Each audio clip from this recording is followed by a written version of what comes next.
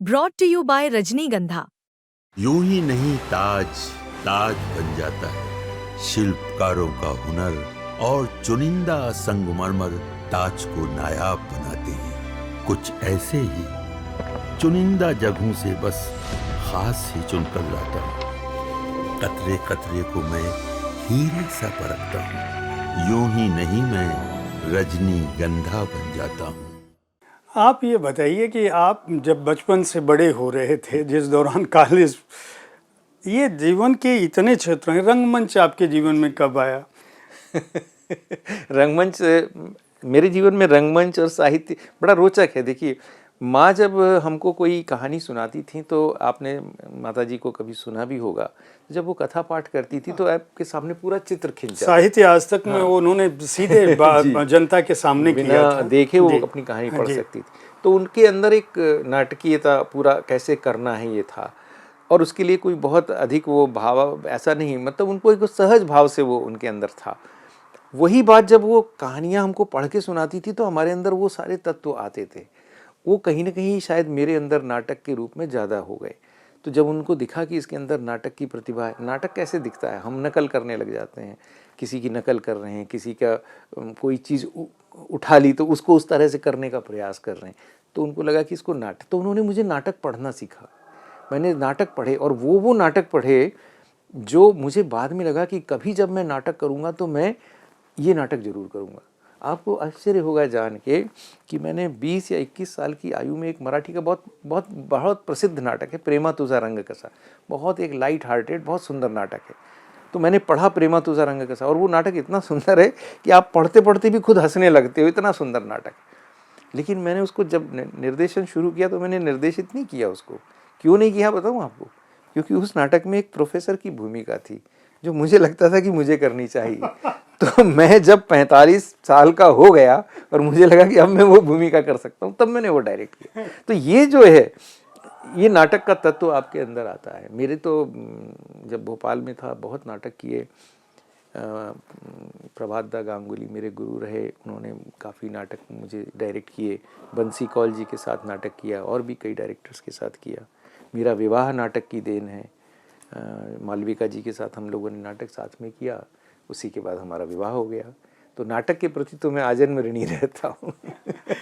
साहित्य आपको ये कब पता चला कि मालती जोशी जी मेरी माँ से इतर एक बड़े साहित्यकार के रूप में, एक लोकप्रिय साहित्यकार के रूप में, और उन साहित्यकारों में शुमार होती हैं जिन्होंने हिंदी भाषा को प्रचारित प्रसारित करने में, विशेषकर अपने एक समय में जो परिवार देहरी के भीतर जो स्त्रियां हैं उनको पढ़ने की ओर उन्मुख करने में जिनकी बहुत बड़ी भूमिका थी।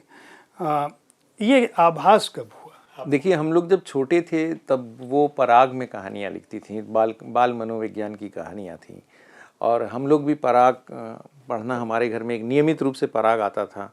नंदन कभी कभार आता था, चंपक भी आता था, लेकिन चंपक फिर बाद में बंद हो गया। तो पराग और नंदन, तो माताजी ने कभी नंदन में नहीं लिखा, लेकिन पराग में उन्होंने नियमित रूप से लिखा। और हम लोग पराग की सारी कहानियाँ पढ़ते थे। और कई बार हमको लगता था कि माँ से ज़्यादा पसंद हमको दूसरों की कहानियाँ भी आती थी। ये भी एक आपको बात बता दें।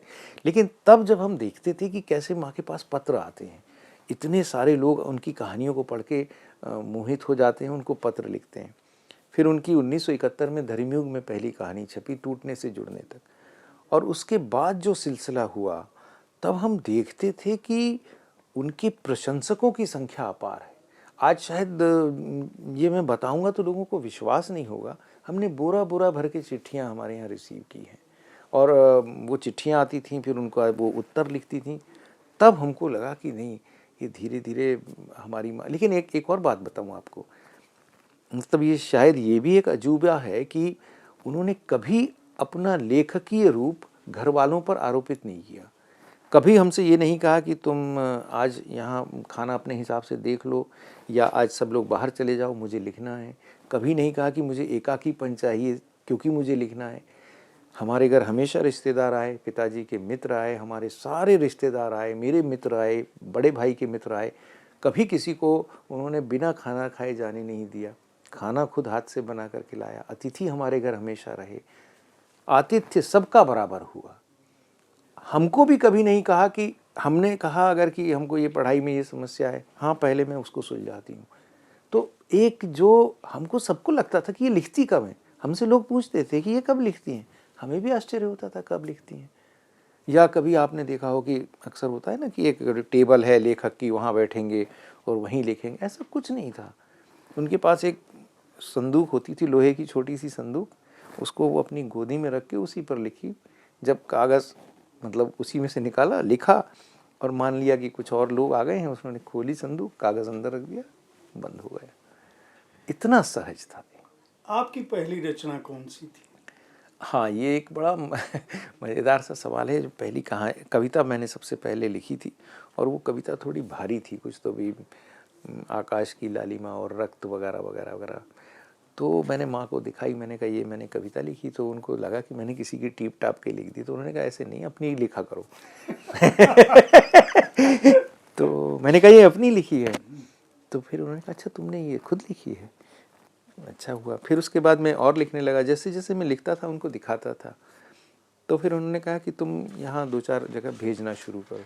एक जनधर्म साप्ताहिक निकलता था, तो शुरुआत में मैंने जनधर्म साप्ताहिक में रचनाएं भेजी, छप गई वहाँ पर। फिर अखबारों में जो बीच का कॉलम आता था, शुरू में मुझे व्यंग लिखना बहुत अच्छा लगता था, तो मैं शरद जोशी जी से बहुत प्रभावित था। और संयोग से शरद जोशी जी हमारे पारिवारिक मित्र भी थे। माँ जिस कॉलेज में पढ़ती थी, शरद जी उनके सीनियर भी थे, तो 2-4 बार घर भी आए थे। तो एक मन में था कि इनके जैसा बनना चाहिए। तो व्यंग लिखे, फिर अखबारों में छपे, फिर धर्मयुग में व्यंग छपे, साप्ताहिक हिंदुस्तान। मेरी 21-22 साल की उम्र में व्यंग छपे धर्मयुग में, साप्ताहिक हिंदुस्तान में। ये स्वरूप तो लोगों को, आज के लोगों को, आज के पाठकों को पता ही नहीं है। मैं बता रहा हूँ, 21 साल की उम्र में मेरा व्यंग धर्मयुग में छपा, कहानी छपी धर्मयुग, साप्ताहिक हिंदुस्तान में। तो एक बार भारती जी ने माता जी से पूछा कि ये एक कोई सच्चिदानंद जोशी करके लिखता है, वो पता आप ही का रहता है, तो ये आपका कौन हुआ? तो फिर माँ ने कहा कि ये मेरा बेटा है। अच्छा बोले बेटा है? उनको आश्चर्य हुआ। ये पत्र व्यवहार ही होता था उन दिनों, फ़ोन वगैरह तो थे नहीं। फिर बीच में ये शौक़ सवार हुआ कि मैं पत्रकारिता करूं, तो मैंने धर्मयुग में उपसंपादक के लिए भर दिया। तो वो चयन भी हो जाता, पर भारती जी ने लिखा कि बम्बई की जो ज़िंदगी है वो संघर्ष वाली ज़िंदगी है, शायद आपका बेटा कर नहीं पाएगा। नई दुनिया उन दिनों सबसे प्रसिद्ध अखबार होता था, तो नई दुनिया में मैं चला गया। नई दुनिया में भी चयन हो गया मेरा, पर वहाँ नौकरी नहीं की, वहाँ से भी लौट के आ गए। लेकिन अंततः लगा था कि पत्रकारिता के कहीं ना कहीं जुड़ना है, तो फिर पत्रकारिता विश्वविद्यालय की नौकरी की और लगातार कई वर्षों तक रहे।